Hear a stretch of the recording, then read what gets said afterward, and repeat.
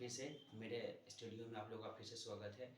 अब मेरे चैनल में फिर से आपका लोगों का स्वागत है इस डॉक्टर रंजन एकेडमी में। मैंने इससे पहले आपको भाषा, लिपि और उसके बाद व्याकरण मैंने कराया। अब पार्ट हम 2 की ओर चलते हैं। पार्ट 2 में वर्णमाला, वर्ण, वर्णमाला और आगत वर्ण करेंगे।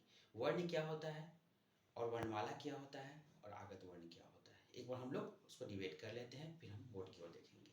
वर्ण होता है, वर्ण वर्ण वह है जिसका खंड या टुकड़ा न किया जा सके। हम अपने भावों के द्वारा बता रहे हैं आपको। उसके बाद वर्ण का मैं डिफिनेशन इस बोर्ड पे लिखा हूँ और मैं अच्छे से और डिफाइन कर देता हूँ। उसके बाद वर्णमाला क्या होता है। वर्णमाला एक व्यवस्थित रूप से लिखा जाता है जिसमें अ आ ई सब आ जाता है टोटल उसमें वर्णमाला में, और अच्छी तरह से वर्णों को उसमें स्वर्ण व्यंजन सब वर्णमाला में व्यवस्थित रूप से लिखना वर्णमाला कहलाता है। आगत वर्ण यहाँ जो विदेश से लिया गया होता है उसको आगत वर्ण कहते हैं। पहले हम लोग देखेंगे वर्ण। तो आइए एक नज़र बोर्ड की ओर देखिए आप लोग। वर्ण क्या होता है कि वर्ण को इंग्लिश में हम लोग लेटर कहते हैं, ठीक है। वर्णमाला को अल्फाबेट्स कहते हैं और आगत वर्ण को एक्सोइटिंग लेटर कहते हैं, एक्सोइटिंग लेटर, ओके। अब आते हैं हम लोग वर्ण। वर्ण क्या होता है। वर्ण छोटी से छोटी ध्वनि जिसके और टुकड़े नहीं किए जा सकते हैं उसे वर्ण कहते हैं। माने वह छोटी से छोटी ध्वनि, ठीक है। मैंने ये ध्वनि जो वर्ड है, ये ध्वनि इसका भी मैंने डिफिनीशन में लिखा हूं नीचे। उसके बाद अक्षर क्या आता है वो भी लिखे हैं हम लोग। तो ध्वनि जिसके और टुकड़े नहीं किए जा सकते उसे वर्ण कहते हैं, ठीक है। ये तो वर्ण हो गया। अब जैसे वर्ण होता क्या है, बहुत से बच्चे के ये मन में होता है से वर्ण होता क्या है। तो वर्ण होता क्या है आइए देखते हैं कौन कौन से वर्ण होते हैं। तो इसमें मैंने इंक्लूड किया है वर्ण में, एक बार देखिए आप लोग अच्छे से। अ, आ, ई, छोटी ई, बड़ी ई। ये ध्यान रखिएगा आप लोग, ये ध्यान रखिएगा ये छोटी ई है और ये बड़ी ई है। छोटा ऊ, बड़ा ऊ, ये सब ध्यान रखिएगा। मैं सब बताऊंगा, मैं सब कुछ इसमें डिफाइन कर दिया हूं मैंने। इसके बाद में जो मैं यहाँ तक पहले लिख लीजिए, उसके बाद फिर मैं आगे बताऊंगा आप लोगों को। क, ख, ग आदि तक होते हैं ये वर्ण आते हैं, ठीक है ना। अब आते हैं हम लोग वर्ण के बाद हम लोग पढ़ेंगे ध्वनि। ध्वनि होता क्या है आइए एक नजर देखते हैं ध्वनि की ओर। ध्वनि मैं नोट्स में लिख दिया हूं कि क्या क्या इंपॉर्टेंट, ध्वनि क्या होता है, वर्ण क्या होता है, अक्षर क्या होता है। पहले हम लिखेंगे ध्वनि की ओर। ध्वनि क्या होता है, उच्चारण, जो हम प्रोनाउंसिएशन, इसको इंग्लिश में क्या कहते हैं, प्रोनाउंसिएशन, ठीक है। उच्चारण की दृष्टि से भाषा की सबसे छोटी इकाई ध्वनि कहलाती है। छोटी इकाई जो होता है वो ध्वनि कहलाती है। अब आते हैं वर्ण। वर्ण लेखन की दृष्टि से भाषा की सबसे छोटी इकाई वर्ण कहलाता है। लेखन की, जब लिखने, लेखन में क्या होता है, मैंने लिखित भाषा आपको करवाया था, तो लिखने की भाषा, मौखिक भाषा मुंह से बोला जाता है, और लेखन का मतलब होता है लिखना, जिसको लिख कर हम उसको निरूपित करते हैं। तो लिखने की दृष्टि से भाषा की सबसे छोटी इकाई, जैसे क ख ग लिखते हैं ना, जैसे घर हो गया, मकान हो गया, तो वो सब लिखना, लेखन, लेखन करके लिखते हैं। जैसे हम लोग पैसेज लिखते हैं, उसके बाद जैसे निबंध लिखते हैं, तो वो लेखन के वर्ड, लेखन में उसका यूज किया जाता है, ठीक है। अब आते हैं हम लोग अक्षर की ओर। अक्षर क्या होता है, भाषा की सबसे छोटी इकाई को वर्ण या अक्षर कहते हैं, वर्ण या अक्षर कहते हैं। देखिए अक्षर हिंदी में भी होता है और इसका रूपांतरित संस्कृत में क्या होता है, न क्षरम यस्मात् तद अक्षरम, उसको संस्कृत में कहते हैं। अब उसी चीज को अगर हिंदी में कहा जाए तो ध्वनि का वह लघुत्तम रूप अक्षर है जिसका खंड या टुकड़ा न किया सके। माने अक्षर और वर्ण सेम ही होते हैं, लेकिन लोगों की मानसिकता ये होती है कि अब बहुत से बच्चों को ये दिक्कत होता है कि कैसे होते हैं, माने कैसे उसको तोड़ा जाता है। सो देख लेंगे हम लोग। तो अक्षर और वर्ण सेम ही होते हैं, लेकिन डिफरेंस क्या होते हैं कि भाषा की सबसे छोटी इकाई होता है को वर्ण या अक्षर, आप वर्ण भी कह सकते हैं या अक्षर भी कह सकते हैं। कोई आपसे डिफिनेशन पूछे तो आप इसको बता सकते हैं। अब आते हैं हम लोग वर्णों की। वर्ण की, बहुत से बच्चे को होता है सर वर्ण की संख्या कितनी होती है। वर्णों की कुल संख्या 52 होती है, ये ध्यान रखिएगा, बहुत इंपॉर्टेंट है। वर्णों की कुल संख्या 52 होती है, ठीक है। अब आते हैं हम लोग, इतना तक हो गया वर्ण। अब आते हैं हम लोग वर्णमाला। वर्णमाला क्या होता है एक बार देखेंगे उसको भी, ठीक है। वर्णमाला वर्णों के व्यवस्थित रूप को वर्णमाला कहा जाता है। व्यवस्थित का मतलब बहुत से बच्चे के दिमाग में आता होगा, सर व्यवस्थित का मतलब होता क्या है? देखिए, ये जो मैं पढ़ा रहा हूँ, ये सीटेट से लेके बीपीएससी से लेके जितने भी हिंदी में के एग्जाम होते हैं, जो हिंदी बेसिस एग्जाम होते हैं, हिंदी का जहाँ जहाँ जिस सब्जेक्ट का रिलेटेड होते हैं, उस सब में काम आएंगे आपको। अभी तक इसे भाषा लिपि से लेके सब बहुत इंपॉर्टेंट मैं पढ़ा रहा हूँ, सबको जरूरी था ये। बट 6th क्लास से लेके 5th क्लास से लेके आपके जितने भी कंपटीशन से लेके ग्रेजुएशन से लेके सबको जरूरत है हिंदी की। इसलिए मैं हिंदी आप लोगों को पढ़ा रहा हूँ। हिंदी के बाद मैं धीरे सब सब्जेक्ट पढ़ाऊंगा आप लोगों को। तो तब तक पहले हिंदी कंप्लीट करेंगे हम लोग, जितने भी एक्सरसाइज है 26 है सबको ख़त्म करेंगे। बारीकी से एक एक चीज़ को मैं डिफाइन कर रहा हूँ, और उस चीज़ को आप ध्यान से देखिएगा, क्योंकि ये इंपॉर्टेंट है एग्जाम प्रोसेस से। क्योंकि इसका मैंने देखा है कि बहुत से बच्चे को हिंदी मार्क्स कम आते हैं, तो वो मैंने निचोड़ निकाला है कि हिंदी में कैसे मार्क्स आपके। इसके बाद मैं क्वेश्चन कराऊंगा। अभी तो अभी आगे क्यों चलेंगे फिर। तो वर्ण हो गया, वर्णमाला। आइए हम आगे क्यों देखते हैं। फिर वर्णमाला होता है वर्णों की व्यवस्थित रूप। व्यवस्थित का मतलब क्या है? अच्छी तरह से लिखना, कहाँ कौन सा वर्ण होगा, कितने वर्ण होंगे, वर्णों की संख्या 52 कैसे हुआ। तो इसमें वर्णमाला में पहले हम लिखेंगे स्पर्श, इसके बाद अंतस्थ। मैंने इसमें अभी लिखेंगे हम लोग, भले लिखेंगे वर्णमाला में 2 होते हैं, स्वर और व्यंजन। तो स्वर में कितने होते हैं और व्यंजन में कितने होते हैं? तो स्वर में जो होते हैं उसको, जैसे स्वर में होते हैं 3 प्रकार के, लेकिन न्यू मॉडर्न ग्रामर के अकॉर्डिंग 2 ही लिखा जाता है। एक होता है ह्रस्व और दीर्घ, ठीक है। स्वर को इंग्लिश में क्या कहते हैं? वॉवेल, ये भी ध्यान रखिएगा। तो आप हिंदी में इंग्लिश में सब आसान जानते हैं कि अ आ ई में ए ई आई ओ यू सब जानता ही है, लेकिन हिंदी में समझना वो सबसे बड़ी चीज डिफिकल्ट होता है। अब आते हैं हम लोग व्यंजन। तो व्यंजन कितने होते हैं? स्पर्श, अंतस्थ, ऊष्म, संयुक्त, ठीक है ना। और आगत, आगत भी होता है, लेकिन आगत को मान्यता नहीं दिया गया है, उसको साइड में रखा जाता है, और संयुक्त तक ही मॉडर्न ग्रामर में इंक्लूड किया जाता है, ठीक है। तो अब इसके बाद हम आगे की ओर देखेंगे। तब तक एक बार आप लोग एक नजर बोर्ड की ओर देख लीजिए और नोट कर लीजिए आप लोग। चलिए, तो फिर हम लोग चालू करते हैं कि वर्णमाला क्या होता है। वर्णमाला क्या हो? व्यवस्थित रूप से लिखना ही वर्णमाला कहलाता है। वर्णों को व्यवस्थित रूप से लिखना ही वर्णमाला कहलाता है। अब आते हैं वर्णमाला कौन कौन से है, मैंने बताया था। अब एक बार हम एक नज़र हम बोर्ड की ओर देख लेंगे। मैंने मेंशन कर दिया है, देखिए। स्वर, स्वर का मतलब होता है वॉवेल। उसके बाद व्यंजन, स्वर हो गया पहला, दूसरा हो गया व्यंजन। व्यंजन को इंग्लिश में क्या कहते हैं? Consonant, right. अब आते हैं हम लोग स्वर। तो स्वर देखेंगे ह्रस्व और दीर्घ। तो ह्रस्व में वैसे तो स्वर 3 प्रकार के होते हैं, सबका मैं डिफिनेशन भी लिखा हूँ। धीरे धीरे सबको कराएंगे बारीकी से, एकदम रिलैक्स होकर कराएंगे अच्छी तरह से, कि जो आप लोगों को समझ में आए। आप कुछ भी समझ में नहीं आए आप लोगों को, तो आप लोग क्या कीजिएगा, कमेंट्स में डाल दीजिएगा कि सर मुझे ये चीज़ डाउट हो रहा है, आप मुझे एक बार फिर से रिपीट कर दीजिए, ठीक है। फिर मैं उस चीज़ को देखूँगा, कमेंट्स पढ़ूंगा मैं, फिर मैं आप लोगों को वह चीज़ फिर से अच्छे से समझा दूंगा, ठीक है। और आप लोग चैनल को लाइक जरूर कीजिए और सब्सक्राइब जरूर कीजिए मेरे चैनल को, ठीक है। आइए एक बार देखते हैं फिर। तो ह्रस्व में है अ, ई, उ, छोटी ऊ है, री, और इसमें 4 वर्ण होते हैं। कितने होते हैं? 4 होते हैं।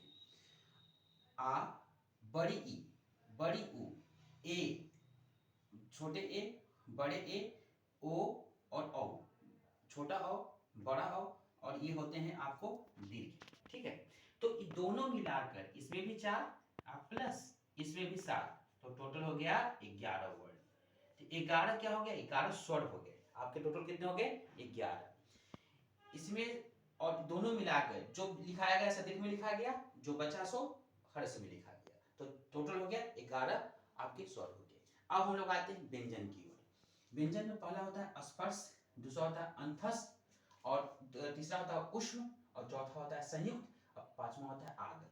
आगत वर्ड को बहुत ही कम मानते हैं हम लोग, उसका जो दर्जा होता है बहुत ही कम दिया जाता है, लेकिन उस चीज को, वो विदेशी वर्ड है जिसमें जो और फ आता है, इसीलिए उसका हम कम ही लोग, टीचर लोग कम ही समझाते हैं, उसको अलग ही रखा जाता है।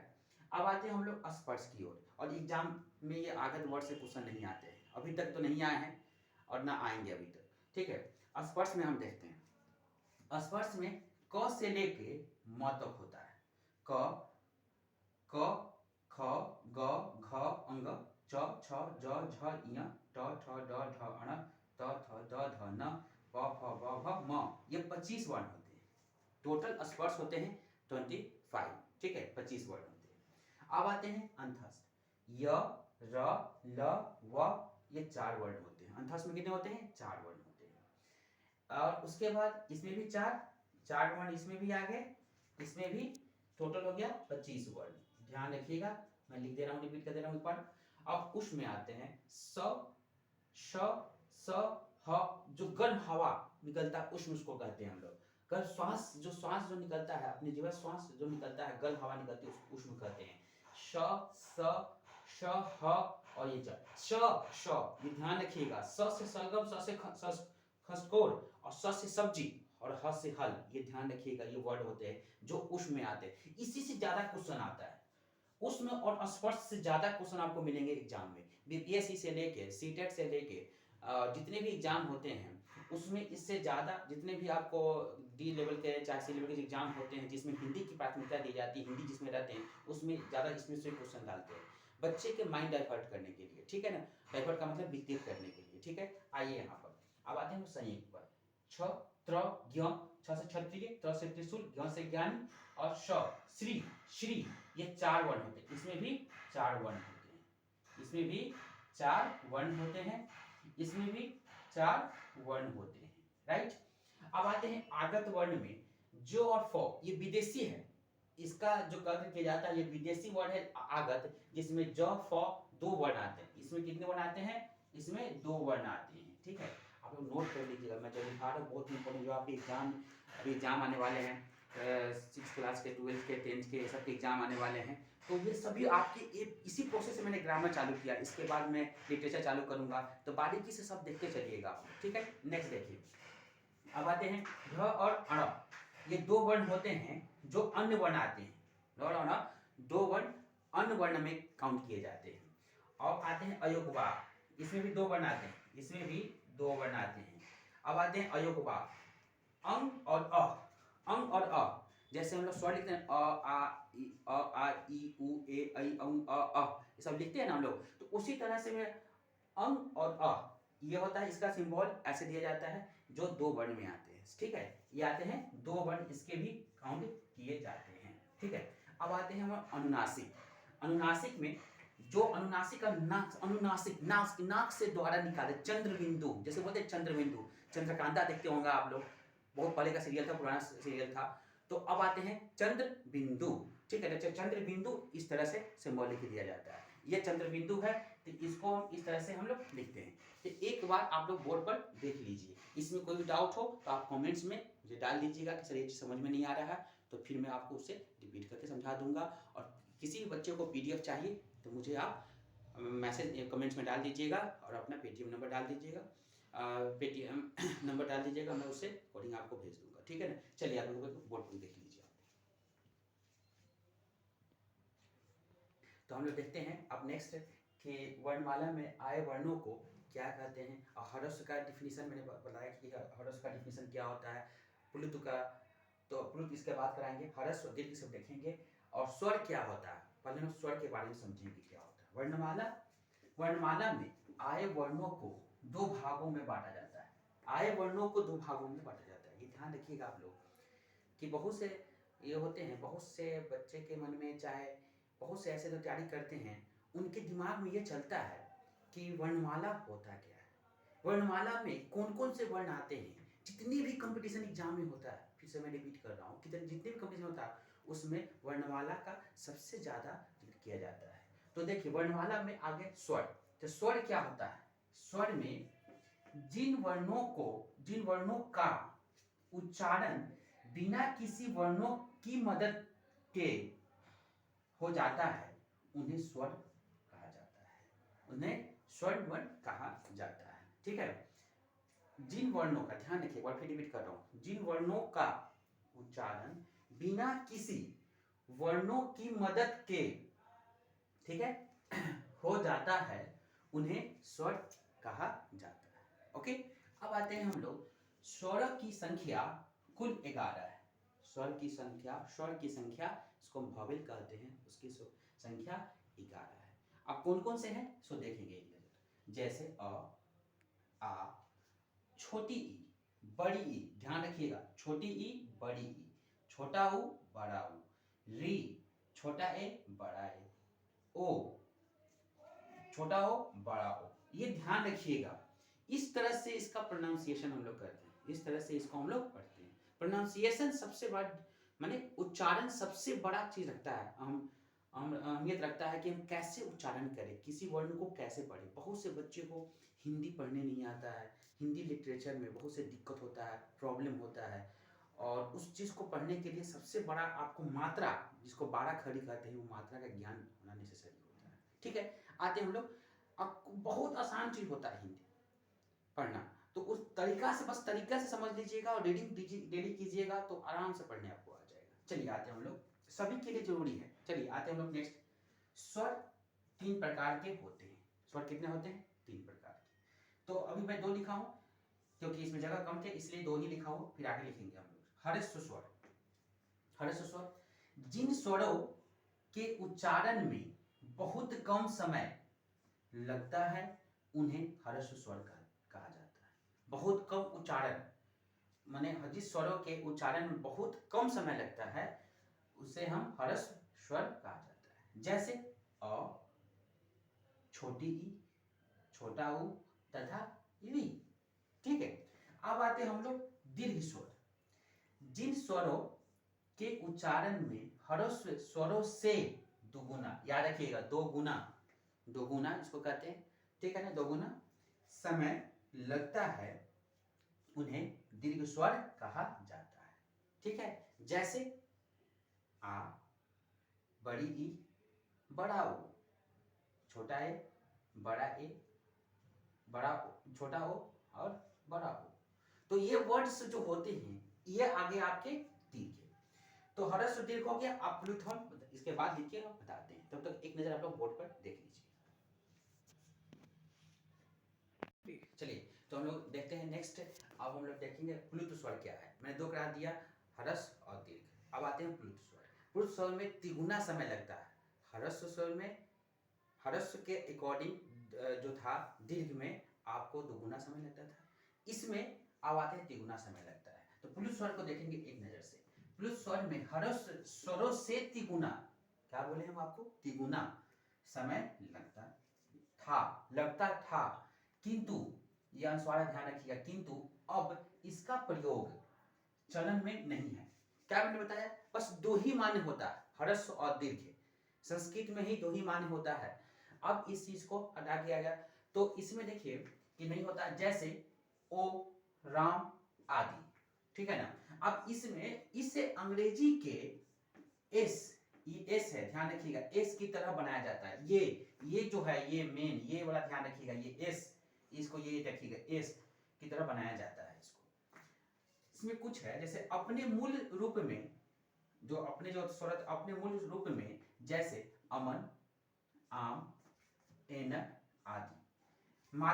मात्रा के रूप में जो स्वर को लिखा जाता है, जैसे काम, ये जो हाइलाइटेड है, और आ की मात्रा है, जिसमें क जोड़ आ, तो बना का। क में आ को जोड़ेंगे, आ क्या हो गया, स्वर हो गया, तो आ जोड़ेंगे तो बनेगा काम। इसमें अगर हम क में हम यहाँ पर क प्लस आ को जोड़ेंगे तो बनेगा का।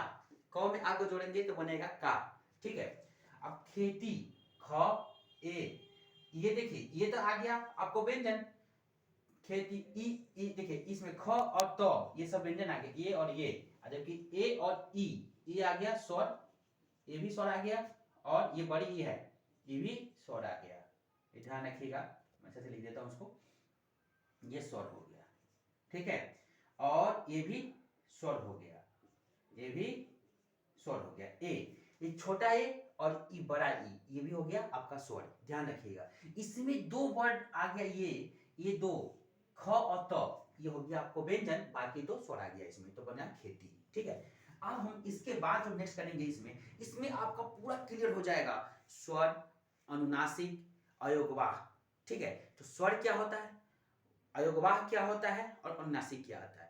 वर्ण मात्रा और उदाहरण के साथ हम नेक्स्ट लिखते हैं आपको। उसमें आपको जो इतना 11 स्वर है, 11 स्वर को हम डिफाइन करेंगे उसमें, कि जिससे बड़ी ई, छोटी ई, बड़ा ऊ, छोटा ऊ, बड़ा ओ, छोटा ओ, बड़ा ए, बड़ा ओ, री, श्री, ये सब का कैसे यूज होता है, अंग और अ, कैसे हम लोग लिखते हैं, पढ़ते हैं, सेंटेंस को कैसे बनाते हैं। बहुत से बच्चों को कठिनाइयाँ होती है पढ़ने में, समझने में लोगों को होती है, तो उसको हम लोग देखेंगे। ठीक है, तब तक आप लोग एक नज़र बोर्ड पर देख लीजिए। मैं साइड हो जाता हूँ, आप लोग देखिए।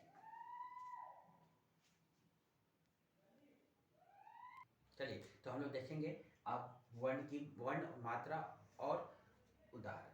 वर्ण कैसे, सेंटेंस को कैसे पढ़ते हैं, किसी भी वाक्य को कैसे, बहुत से कठिनाइयाँ होती है पढ़ने में हिंदी को, तो कैसे हम तोड़ तोड़ के पढ़ेंगे हिंदी को, और मात्रा को कैसे यूज करेंगे, जो एकदम जिस बच्चे को नहीं आता वो बच्चा भी सीख लेगा पढ़ना। ठीक है, गौर से इसको देखेंगे, हम जो समझा रहे हैं उसको अच्छे से समझेंगे आप लोग। ठीक है, नहीं समझ में आया फिर से मैं रिपीट कर रहा हूँ, कमेंट्स में आप डाल दीजिएगा। ठीक है, चलिए आइए हम लोग देखते हैं एक नजर बोर्ड की ओर। देखिए, वर्ण में आता है अ, मात्रा रहित स्वर आता है, जैसे घर, अ, घर में, ये घर में अ आ जाता है। नर में, इस नर में भी आ जाता है। उसी तरह स, सरल, आ जाता है इसमें। नमन, इसमें भी आ जाता है। ठीक है, उसी तरह से आ के ये मात्रा होता है, ध्यान रखिएगा। जैसे काम, अभी हम समझाए थे इससे पहले आपको, काम, काम में इसमें भी आ की मात्रा आ जाता है।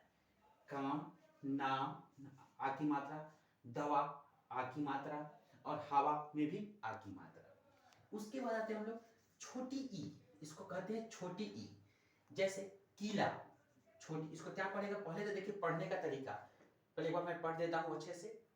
अ, आ, छोटी ई, बड़ी ई, छोटा ऊ, बड़ा ऊ, री, छोटा ए, बड़ा ए, ओ, औ, अंग, अ, अ। ये अ चंद्रबिंदु वाला है, याद रखिएगा, अनुनासिक है ये जो मैंने लिखा है अनुनासिक, ये मैंने इंक्लूड किया है इसमें अनुनासिक का। जो चंद्रबिंदु, जिसमें चांदनी लिखना हुआ, पाँव, ये सब लिखना हुआ, गांव, महंगा, तो ये चंद्रबिंदु वाला है, ये अनुनासिक है, याद रखिएगा, ये अनुनासिक है।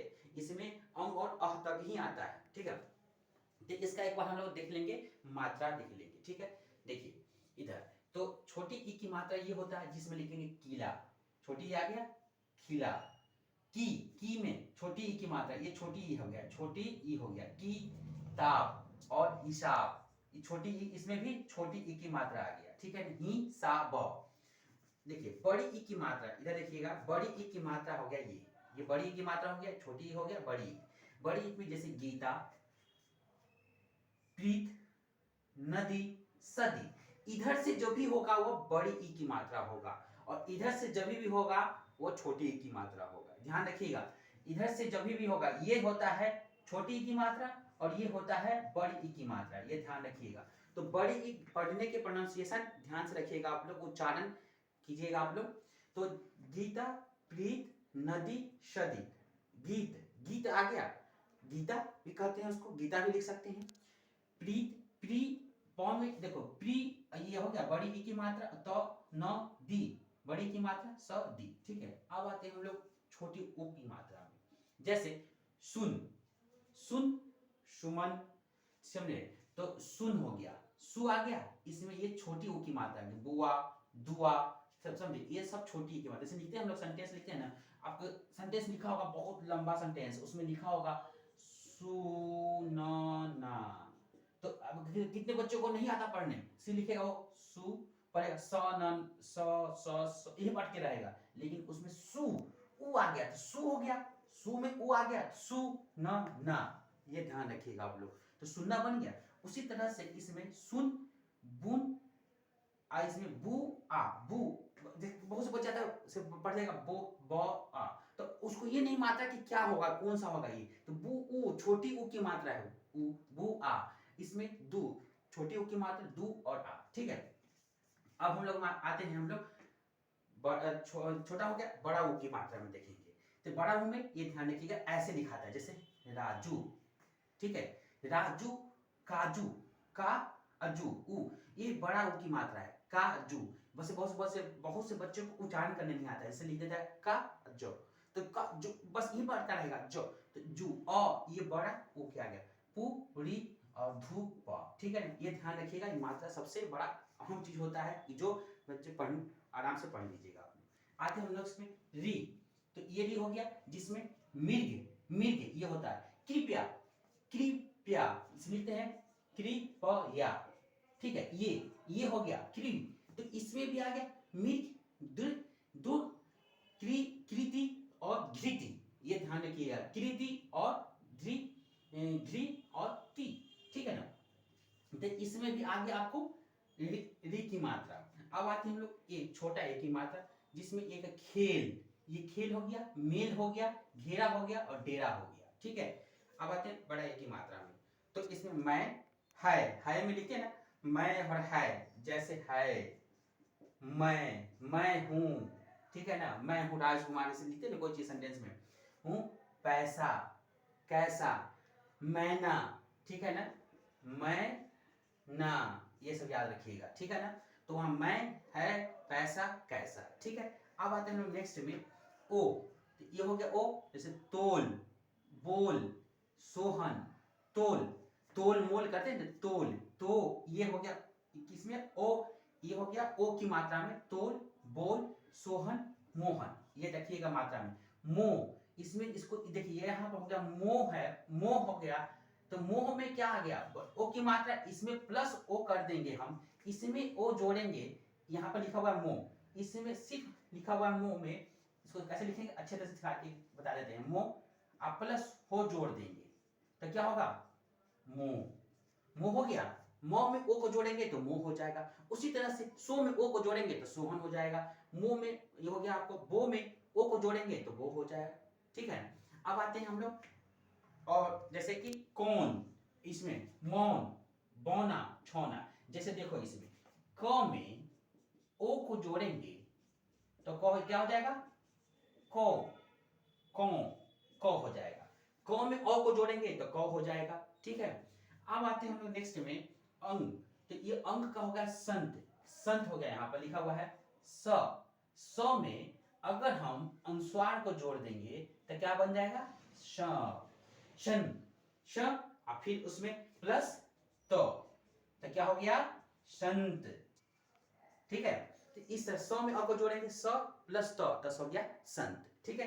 अब आते हैं नेक्स्ट में हम लोग अंग, इसको ये कहते हैं हम लोग चंद्रबिंदु, इसका जैसे कि पांव पांव गांव महंगा दांत, तो देखिए इसमें जैसे प में अ, प में इसको जोड़ देंगे, चंद्रबिंदु है ध्यान रखिएगा, उस पर ऊपर लिखते हैं चंद्रबिंदु बोलते हैं चंद्रबिंदु, तो इसको जोड़ेंगे तो क्या हो जाएगा पांव, पांव प्लस प्लस ओ तो क्या हो जाएगा पांव, ठीक है, ओके, पांव आ गया। अब हम लास्ट में है अह, अह का होता है अतः फलतः प्रातः स्वतः, तो अतः अतः हो गया, फलतः हो गया, प्रातः और स्वतः, तो देखो ओ अब प्लस इसमें जोड़ेंगे हम अ प्लस तो क्या हो जाएगा, इस दोनों को जोड़ेंगे तो क्या बना अ आ प्लस तो बनेगा अतः, अतः अतः बन गया, क्योंकि यह अ हो गया तो ये अतः हो गया, तो टोटल इसी तरह से मात्रा को एक बार ध्यान से आप लोग, जो डाउट होगा इसमें फिर से कमेंट में आप मुझे डाल दीजिएगा कि सर एक बार रिपीट, कि sir now the repeat your this, इसका रिपीट कर दीजिए सर, कि मैं रिपीट कर दूंगा इस चीज को कि रिपीट योर दिस मात्रा, तो इन मात्रा को फिर मैं आपको फिर से बता दूंगा, और इस मात्रा को ध्यान से अच्छे तरह से समझिएगा आप लोग कि मात्रा में कहीं मिस्टेक तो नहीं है, और कहाँ मिस्टेक हो रहा है, किस तरह से ये मात्रा को एक बार अच्छे से नज़र से दिमाग में बैठा लीजिएगा, तो मात्रा का पूरा कंप्लीट हो जाएगा आपको, तो पूरा पढ़ने आ जाएगा, आपको अच्छे तरह से पूरा पढ़ने आ जाएगा, क्योंकि मात्रा ही एक ऐसा चीज है कि जो पूरा कंप्लीट कर देगा आपको सेंटेंस को पढ़ने के लिए, ये बहुत सभी बच्चों के लिए जरूरी है। इस पर आप लोग जरूर कमेंट कीजिएगा कि कैसा लगा आज का क्लास, और इसके बाद हम लोग व्यंजन पढ़ाएंगे, ये पार्ट 1 है, पार्ट 2 में हम व्यंजन पढ़ाएंगे, उसके बाद उसका क्वेश्चन कराएंगे, आपको निचोड़ निकालेंगे, इसी तरह से पूरे ग्रामर का 26 जो चैप्टर है वो कंप्लीट कराएंगे आप लोगों को, यहाँ तक निबंध लेटर सब लिखना सिखाएंगे आप लोगों को, पत्र लिखना से लेकर सब सिखाएंगे आपको, उसके बाद धीरे धीरे सब लिटरेचर से लेके टोटल 6 से लेकर 12 तक का लिटरेचर भी पढ़ाएंगे आप लोगों को, सब सब्जेक्ट पढ़ाएंगे बारीकी से, धीरे धीरे सब। तो आप लोग ध्यान रखिएगा इस चीज़ को, और आप लोग जितना से जितना सब्सक्राइब करवाइए, आप लोग मेरे चैनल को सब्सक्राइब करवाइए मेरे चैनल को, और लाइक करवाइए, और व्यू आप लोग के से मिलेंगे। और इसके तरह से आप मेरे चैनल जो मैंने स्टार्टिंग किया है, बहुत से बच्चे काफ़ी मेरे कमेंट्स आ रहे थे कि सर आप चालू कीजिए चैनल, तो मैंने चालू किया। आप लोगों के मोटिवेशन से मुझे प्रेरणा मिलती है, तो आप लोग मोटिवेट कीजिएगा तो मुझे और प्रेरणा मिलेगी। तो मैं कंटेंट बनाऊंगा आपके लिए, एक से एक कंटेंट बनाकर मैं लाऊंगा आप लोगों के पास, और कंटेंट में ऐसे लाऊंगा कि जो आपको समझ में आए। तब तक के लिए आज के लिए इतना ही, और नेक्स्ट वीडियो में हम लोग आते हैं, नेक्स्ट वीडियो में पूरे जोश के साथ मिलते हैं। तब तक के लिए बाय, और अच्छे से स्वस्थ रहिए, निरोग रहिए, फिर नेक्स्ट क्लास में मिलते हैं। Bye bye.